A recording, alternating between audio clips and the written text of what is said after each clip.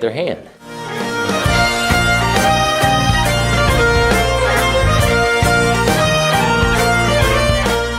So behind me is the temple to Athia here on the Aegean Islands, just south of Athens in Greece.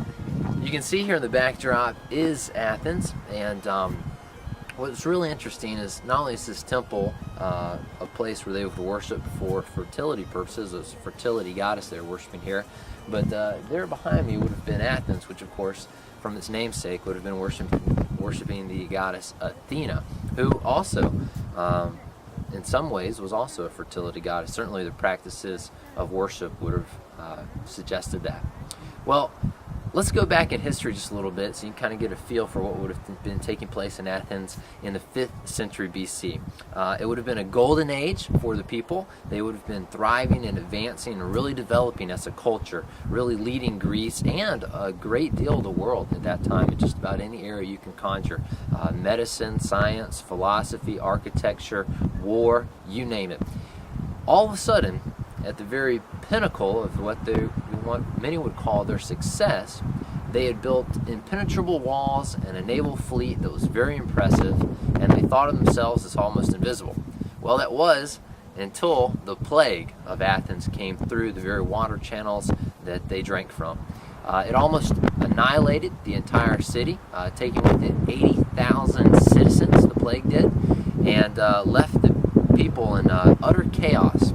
During the plague itself, because people really thought they might die, they pretty much lived as each man saw right or fit in his own eyes, and there was total chaos. All the doctors were dying that could take care of people. The judges were not going to be able to prosecute, so people looted, stole, eat, drink, marry, do whatever you like, for tomorrow we die was truly the saying of the city. Even the gods, many people believed that they had been forsaken, and therefore why worship the gods and live in a manner that fears or is reverent to them. Now, all this takes place in the context of two things I think are really important. One, this is the true distinctive, I believe, of the Christian faith in comparison to that of a pagan religion, is that as Job says, whether the Lord gives or whether the Lord takes away, blessed be his name. So whether he protects us from illness, disease, gives us life or death, I pray that we always remain faithful. This would certainly be the distinctive of a true Christian or a true follower of Yahweh from Old Testament times. Secondly is this, is that we can truly build impenetrable walls, or in our minds as we think, we can prepare as best we like, but in the end, all things are in the providential hands of the Creator of the heavens and earth, God himself, and we better place our faith in him, not ourselves and what we can do, but what he has done or will do.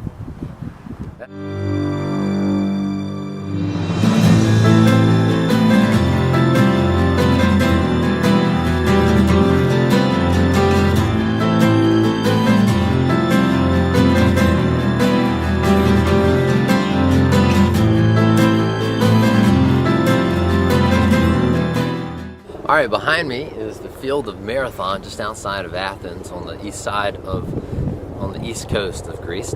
And what ensued here back in 490 BC is quite remarkable. Imagine, if you will, a Persian army numbering in the thousands, and here comes the Athenians over the hillside, tired of the threat that had been looming in the foothills, ready to meet it head on.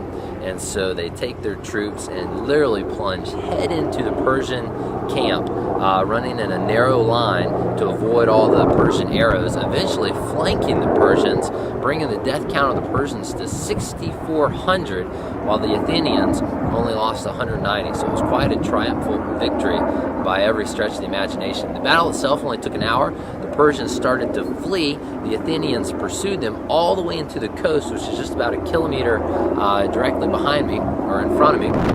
And as a result, they pursued the Persians onto their ships, took 7 of their ships, but the vast majority of the Persian army had fled. But the Persians had a bad taste in their mouth because they had met the fierce Athenians, and how courageous they were in battle was because what they believed in was so important. Democracy, again, was facing monarchy. And this was the battle that would continue to ensue between East and West. And last but not least, the reason it's called Marathon is because a guy literally ran from here all the way back to Athens, which would have been a complete marathon, reported to Athens with a victory here on site, and died.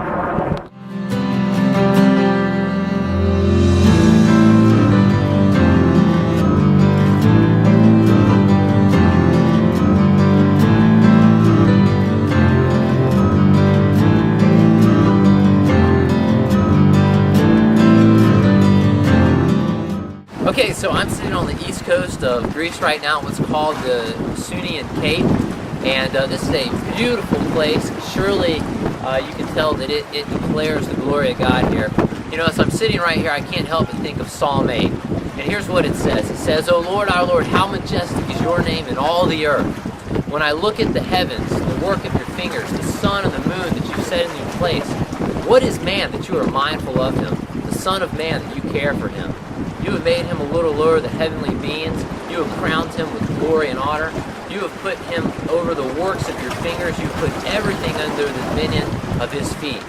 The cattle of the field, the oxen of the land, and all the beasts that roam the land, the birds of the air, the fish of the sea, and the creatures that swim the path of the sea. O Lord, our Lord, how majestic is your name in all the earth.